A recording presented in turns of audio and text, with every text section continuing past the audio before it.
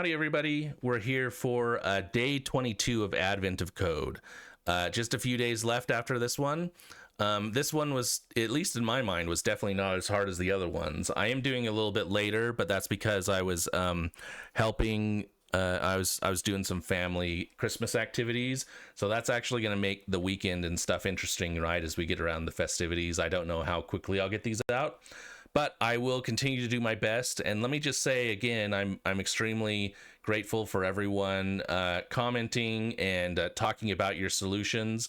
It does truly interest me. Like when I hear some different solution or some way you're implemented, I often think about these things. And so after this, maybe we'll do some dives into like how might those other solutions look compared to mine, and implement them and just compare and contrast.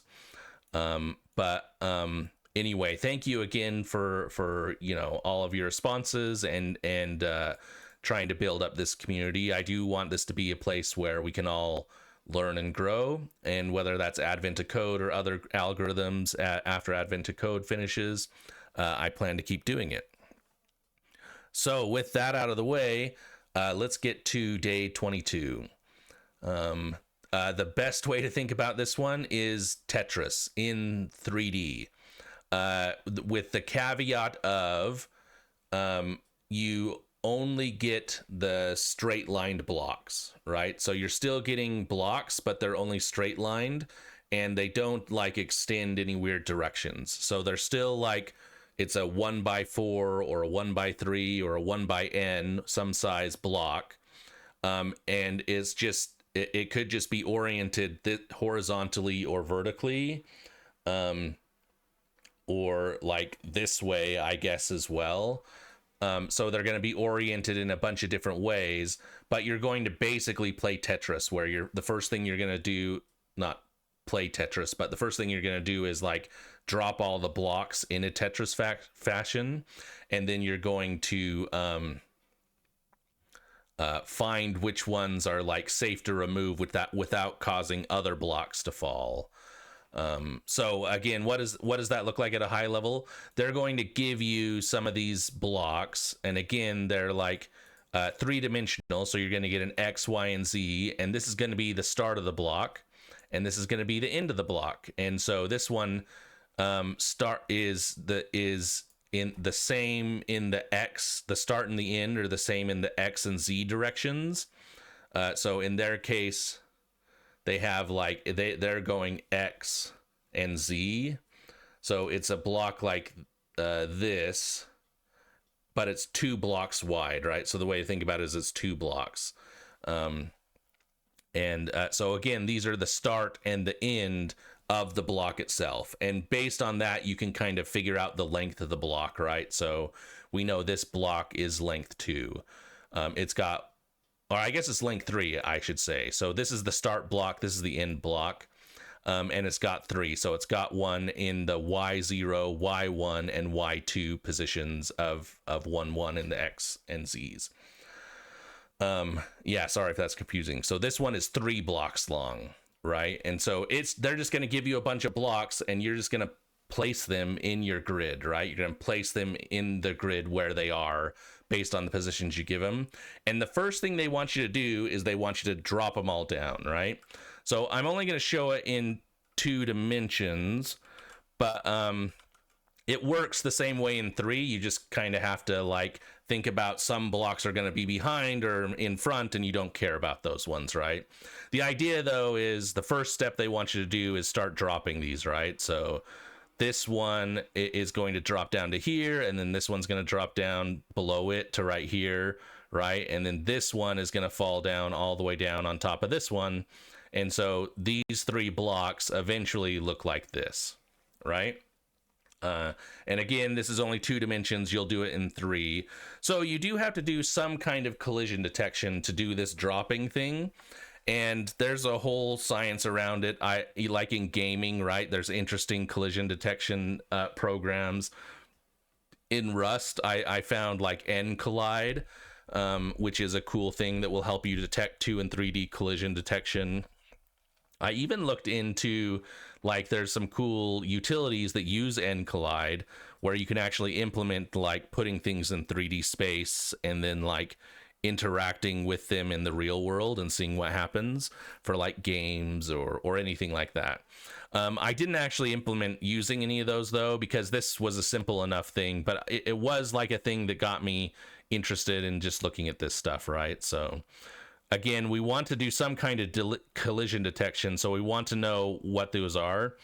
For me though, so that would be, I think many people would have probably implemented that way, is like you basically just keep moving the block until it would collide with some other block. For me, it was easier though to think about just like dropping the block as far as it could go. And so what does that look like at a high level? Some of these are not great examples, but like you want, for this block, for example, you want to know which of the blocks intersect with it in the X and Y direction, which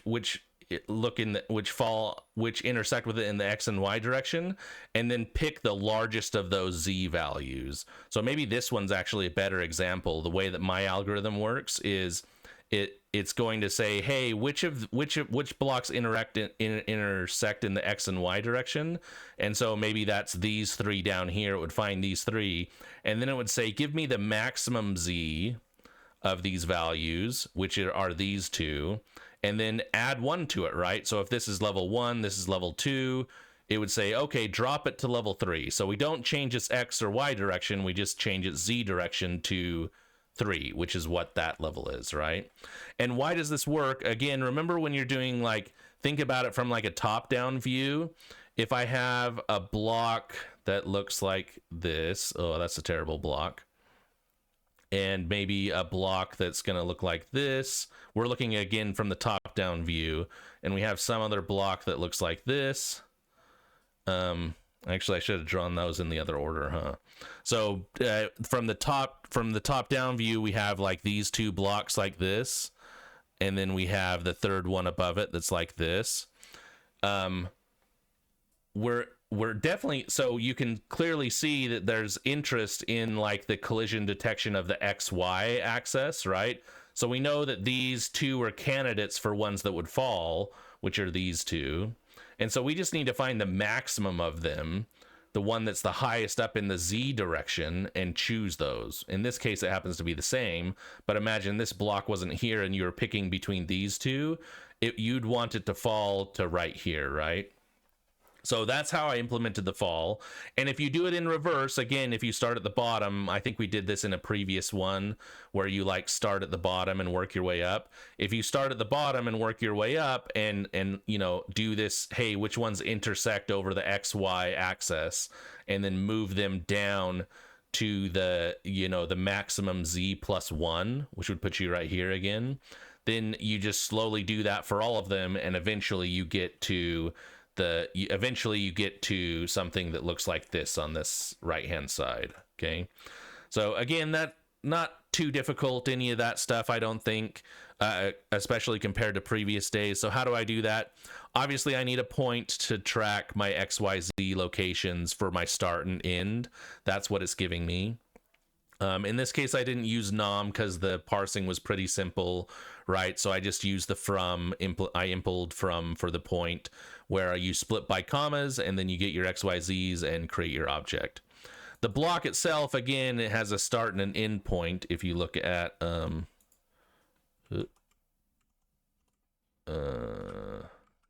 right here, right, you have your start and your end point that they're going to give you. So how do I impl from for that? Well, I basically just split on the tilde here, and then I have my left start and ends, the left and right side, that I can then create my block with. So so in my main, what does that look like? You can see I read my input, and then for each of the lines of the input, I just map it to a block, calling line.into, and then I collect them all. Again, I'm interested in going from the bottom up. So the next thing I do is I sort, right? I want to sort by those values, by the min Z values, I guess is the way to say it. I did some assertions here too.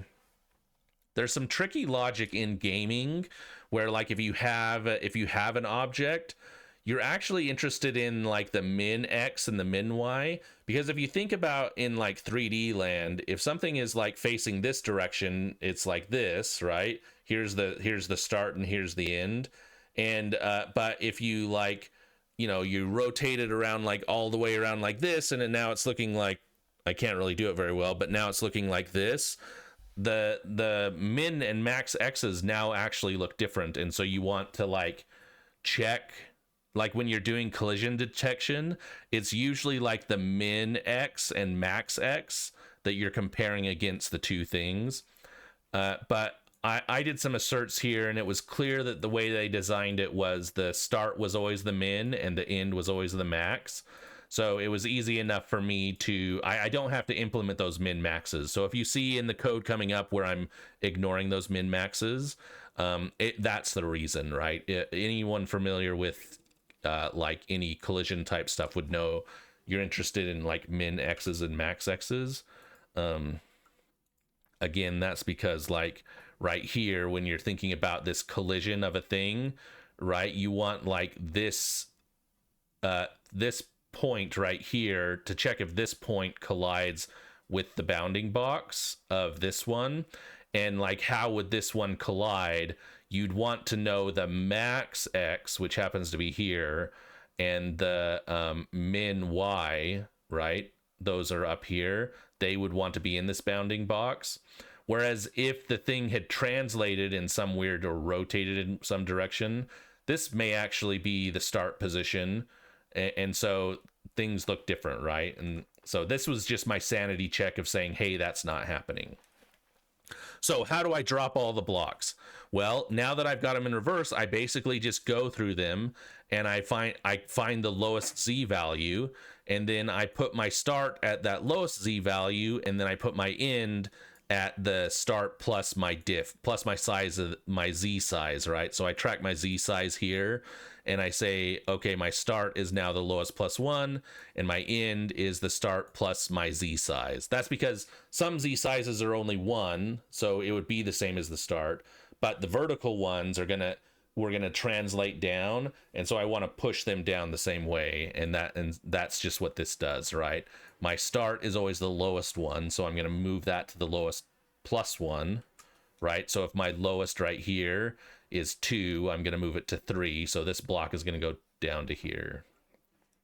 This block, again, why it's helpful to move it, right, is I want to know the size of the block, and then I know I'm going to move my start down to here, and then my end down to here, which is the length of the block plus the start.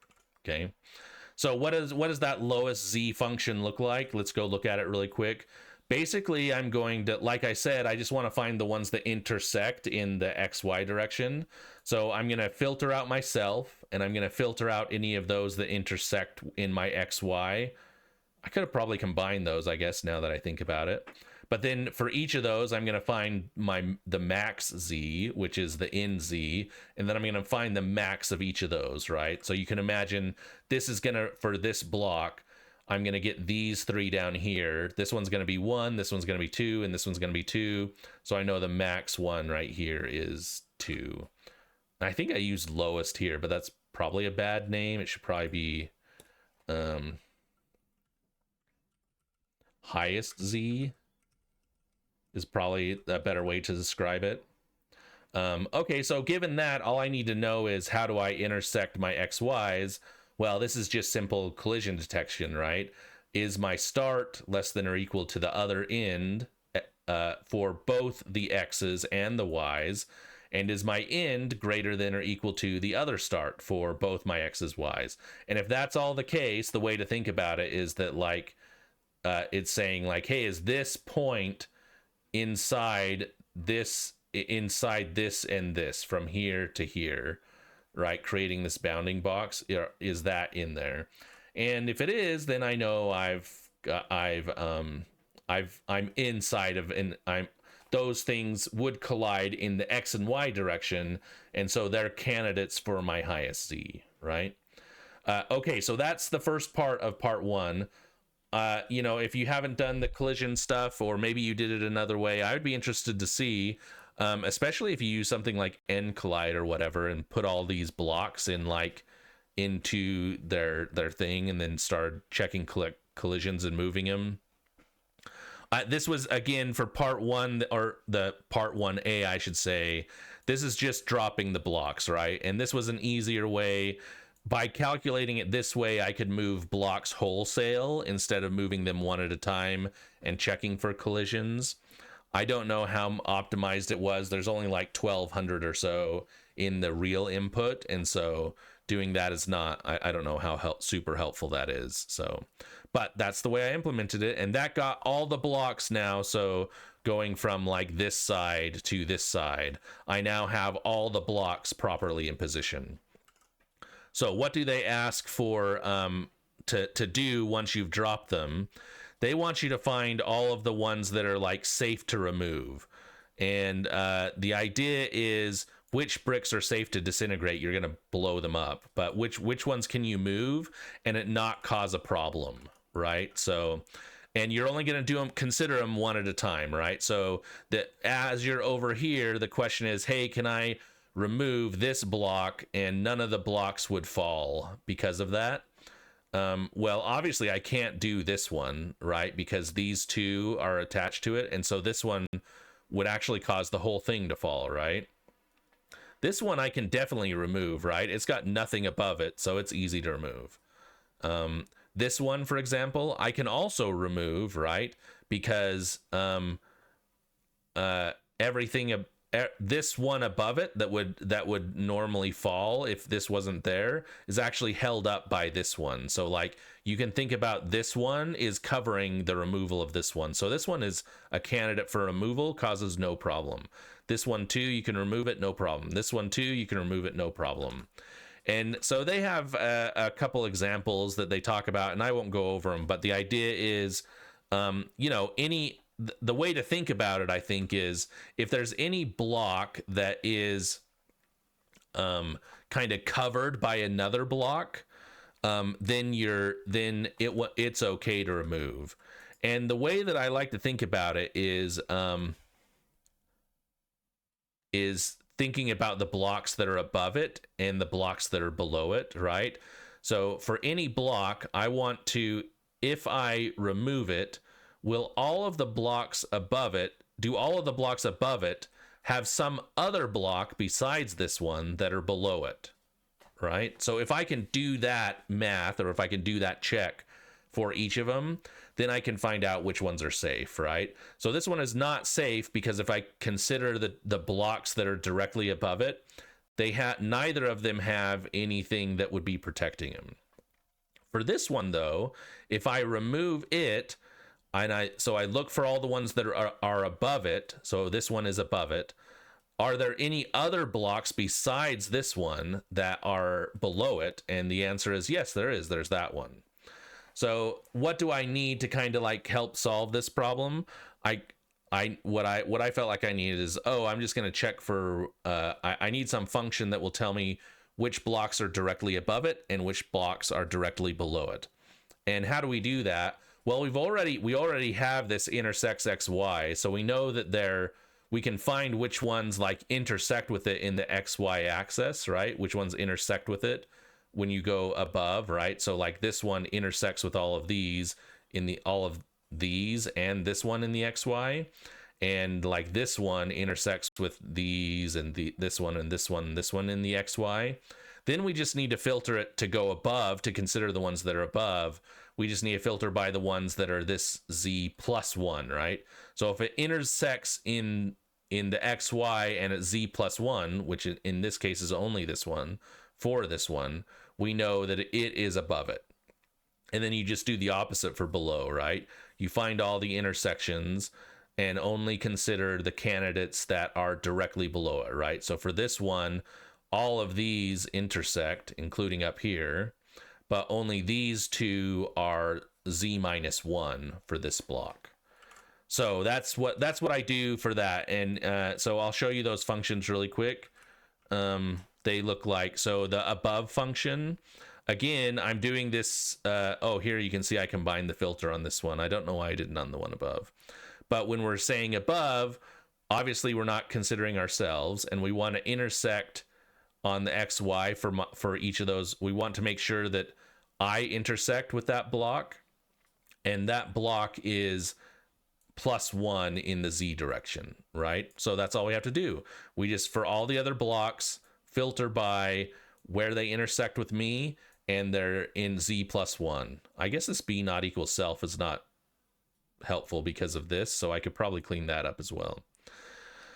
And the below is just the opposite, right? I want to know where for each block, I'm going to filter by, do you intersect in the XY, and is your Z one below mine? And then if you are, you are. You're in my below blocks, okay? So what do I do then? How do I tell if any particular block is safe to remove, given all the other blocks? So I'm going to check if there's any above me, right? I'm going to call that above function. If there's none, then I'm done, right? If there's none, then no problem, right? Otherwise, I want to remove myself from the list and check and see for all of the above ones, are there ones below them that aren't me, right? So I'm going to remove this is what this does, is I'm going to say like, sorry, my helper stuff seems to be overcompensating for the screen size, but for each of the aboves, I'm going to check all of the belows, excluding myself. And that's what this to check is, right? I'm going to consider all of the blocks except for myself. And for each of the aboves, do they have a below that's not me? So if the below is empty, then I know I can't remove myself. Otherwise, if I've gone through all the aboves and all of the aboves have belows besides me, then I know I'm safe to remove. So how does that look for P1? Again, I just go through all the dropped items, check if they're safe to remove, and if they are, I add that to my count, and I return that value for P1. And that was P1. I didn't feel like it was too tough. There was a little bit of thinking about collision detection. So if you've never done that before, you might have to think a little bit about it. And here's my answer to the puzzle. Again, there's like 1,200 of them, and only 400 of them were safe, but it describes in more details. Okay, so how does it change in part 2? Part 2 is thinking about it almost in the opposite direction.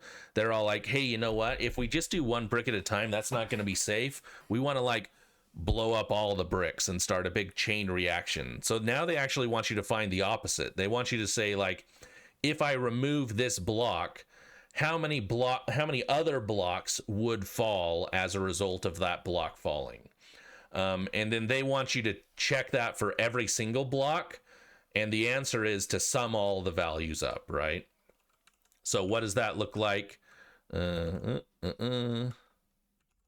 happening here? Oh, there we go. So for this one, when we're falling like this, like the way to think about it is if I remove this one, all of these blocks are now candidates for falling, right? Because this one's holding them all up. If I remove this one, no other blocks are going to fall, so this one doesn't do much, right? It returns 0. Removing this one also removes 0. Removing this one would remove these two above it, right? And if I remove this one, it wouldn't remove any of these, but it would remove these. And so removing this one has a total like collision or how, what do they call it? A chain reaction of 2, right? It causes 2 others to fall. So I want to think about like how that looks.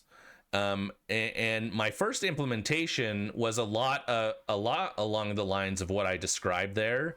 It actually is like that, right? It's essentially like that. Is I'm gonna, if I'm removing this block, I'm gonna look at all the blocks above it that would cause it to fall, and then I'm going to like remove those blocks and then check these ones up here and do the same. The problem though is if you, well, let me just show you my implementation and see why my first one was actually really slow. So here it is. It works, but it takes about a minute to finish. Basically, I want to calculate how many my own self would cause to fall. And so I start out by removing myself from the list. And then for each of the blocks, I'm going to just see if they would be candidates for falling as well, right? So I go through the whole list and see if any of them would fall. If I ever get to a point where they don't fall, again, like I'm on a block like up here, if I get to one that doesn't fall, I know that I'm done, so I can stop, I can break.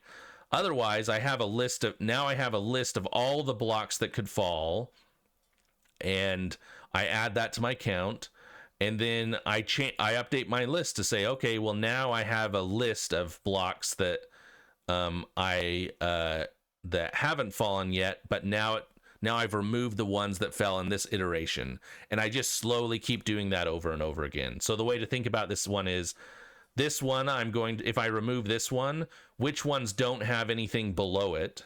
That's what this algorithm is doing, right? It's checking for which ones don't have anything below it. Oh, and the Z is not 1, right? Obviously, if there's some block over here, that one's not going to be a candidate. So if I remove this, which ones don't have anything below it? Well, these two don't. So I'm now going to remove these 3 from my list. And now I'm going to check this one and say, hey, is this one, what happens if, does this one not have one? And no, it doesn't. So I remove that one. And this one doesn't, right? So I remove that one. And then this one and this one, I remove those. And then eventually remove this one, and there's none. This actually works, right? If you think about what's happening, that totally works. It's slow, though. And why is the reason that it's slow? I'm keeping like a list of like all the blocks. Essentially what I'm doing is I have this list and I'm slowly whittling down that list, right? And I'm whittling it down by like this filter contains, and I'm getting that filter contains from this list. And so for very large things, imagine there's like 1,200 of them. That's not a lot, but for every 1,200, I'm doing like, about 1,200 checks, and then I'm doing another, and then from those 1,200 checks, I'm removing only 1 or 2 of them, and then I'm doing 1,200 minus 2 checks and removing a couple of them. So the process is pretty slow, and so it ends up taking about a minute just because you're doing all this filtering and cloning and stuff like that. So I had to think of a better solution.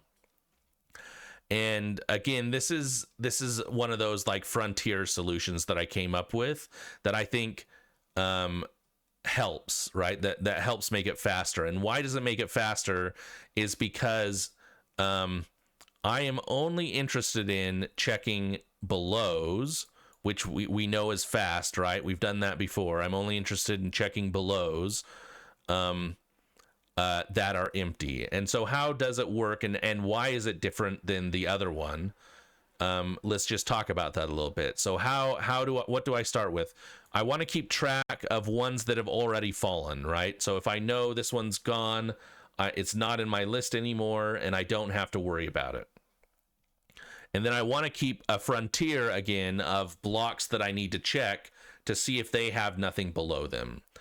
And I'm going to start with myself, right? So when I want to know how many this one produces, obviously I'm going to start by removing myself and then see how much that is. And then I'm going to have this remaining vector is like, what are the blocks that I have left to check? So the way to think about this is I'm slowly going to have like these, instead of having a list that I'm currently like mutating over that's really large, I'm going to have some list of blocks that have fallen, some list of blocks that aren't fallen, and then the small list of like blocks in the frontier that there's some overlap between those two, mostly overlap between this one. But the actual set of things that I'm checking doesn't change a lot, and that's the way to think about it. So what do I do? For each of the blocks, I'm going to pop off, or for the frontier, I'm going to pop off that block, right? This is something I need to look at now. And I'm going to see if it's already fallen, right? If some other iteration has previously caused it to fall, I know that I don't need to work on this one anymore, so I can ignore it, right? And we can look at that, I guess, if we need to, if that doesn't make sense. But basically, again, what I'm going to do is just loop through all of the blocks that are on my frontier until I have nothing left, right?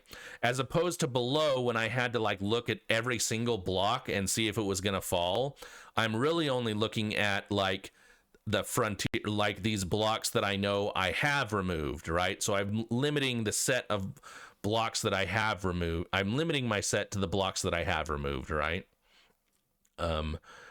And that I need to consider what are the ones that would fall as a result of that, right? So if again, so if I've already calculated myself, if I've already found myself fallen, I don't have to do it anymore. Otherwise, I add myself to the fallen list and I remove myself from the remaining list, right? This retain function, someone, a commenter had mentioned, is like a fast way for a vector to say, hey, remove me from the list, right? And so I'm just going to remove myself from the list. So now I have my fallen list that has me in there, this block in there, and I have the remaining list that has me removed, right? So now I just need to check which block from this block, which ones are above from the remaining list, and only include the ones that have no below. And why does this work? Again, remember the above and below functions are really fast, right? It's gonna filter really fast and just find the ones I'm interested in. So as opposed to what I was doing before, where I'm like, the way to think about my initial solution was to remove a block and just do a scan of all the empty ones and find which ones are empty. In this case, I'm only considering the blocks that are directly above me, and filtering that by the ones that have nothing below them, right? It's all, maybe the way to think about it is kind of the similar way of doing the safe to remove, right? So I want to find all of them that are above but have nothing below. This is kind of the opposite, is they're not safe to remove, right? They've got nothing under them, so they're going to fall. Okay, so now that I have that list, this is now like a small subset of the list. I just add those ones to the frontier with this extend function, right, method on the frontier. So now I have all of those blocks to consider. And I just keep doing that over and over again, right? Look at the current block, see which ones above it would cause problems if I'm not there anymore, and then add that to my list, right? And once I've added those to my list, I'll consider those at some point and slowly work my way up the list, right? So again, why is this faster? I should finish this off. Once I've done that, right, I'm slowly incrementing how many have fallen as a result of myself. Now I just subtract, I return that length once I've gone through all of the list, or I return that length -1. Why is it -1? Because we included ourself here, right? And the problem specifically says, what is the number of other bricks that would fall, right? The sum of the number of other bricks that would fall. So in this case, because I've included myself here, I need to remove myself from it in the end. Otherwise, you get an off by 1 error, right? This note here, I think, is what I was talking about before. I was struggling down below about how supports and stuff work. I had not originally implemented like a recursive algorithm, but the problem with like the recursive algorithm is you get like these things right here, and my recursion was just kind of like stepping up this z-axis, and when you get blocks like this that cause a problem that transverse the z-axis for large amounts, my like step up algorithm wasn't like accounting for those, and so that's when I moved to this frontier thing, right? Okay, so really quick, what was the naive doing? I remove this block and then I scan literally everything above it and say, hey, which ones would fall? And it's these two. So I remove them and then I scan everything above it and see what would fall. And then and it's this one and this one, so I remove them. And then I scan up, and that's not terribly bad, especially for small sizes, but even at 1200, it took about a minute to run, right? And so that wasn't a good enough solution for me, at least in my mind. How can I speed this up? And so let's talk about how that faster one works, right? If I'm removing this block, what do? I remove it from my remaining list. So now my remaining is only this set. And then I just say, hey, which ones are above it? These two. And then I say, which of these are candidates, which of these would fall if I was removed? And it turns out it's both of them. So I add both of them to my list, right? So now I have one that's fallen, and now I want to check these two, right? I add these two to my frontier. So let's just step through that. So I'm going to start with this one, and I'm going to look and say which ones are above it, but don't have any below it. Well, it turns out there's none, right? This one is above it, but there's none below it. So from this perspective, I don't have any to add to the frontier, right? So I am going to remove it, but I don't have to keep checking, right? And so now what is on my frontier? Well, the only one left on my frontier is this one right here, right? So now I'm going to remove it. So now I've removed 3 in total. And now I'm going to check which ones above it have no things below it that aren't me, right? And so that obviously this one's above and this one's above. So those two are above me, but don't have an effect, or sorry, they don't have anything else that are holding them up. So now this one and this one are a candidate for removal. And so we'll remove them from our list of remaining, and then we'll add those two to our frontier, right? So now we check this one, and the only one above it is this one, and it has nothing else that's below it holding it up, so we know we can add this one to our frontier. So this one and this one is on our frontier. I used a vec DQ, so we're doing this one first. It's going to look up. This one is not above it, and you can see how it goes. It's going to do that over and over again until it reaches it. So instead of doing this huge scan line up the thing, I'm just doing next candidates and previous candidates. And as you could see from part 1, substantially faster, right? It's very easy to find which ones intersect and which ones are up and down my z-axis. There's a limited number of them, and I'm only accounting for a couple of them as I'm going up and down the list. And this works too. One of the things I think I mentioned in my note, like, what if you had a little block right here? When you remove this one, it doesn't fall. And so initially I was like, oh, is that an issue that it doesn't fall? Well, no, because if this one doesn't end up falling from this side over here, right? Like, consider I'm removing this one's going to remove as well. And this one that's right here is going to continue to hold this one up. But if it does fall, and I've removed this one and this one, once this one falls, nothing else will be holding this up, so it will drop. So there's not really this issue of like, oh, how do I make sure? If all of them are dropping, eventually you'll get to a point where this one has nothing below it, and then you're okay to drop it, right? So that's my like quote unquote faster solution for part 2. And how does it differ? Again, you can see like the aboves and belows are really fast to find, right? So I can do part 1 in about 25 milliseconds.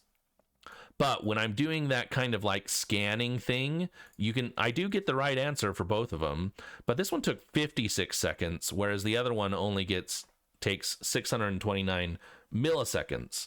So it's substantially faster, right? It's just, I'll run it again to make sure I didn't dork anything up and I get the right return values.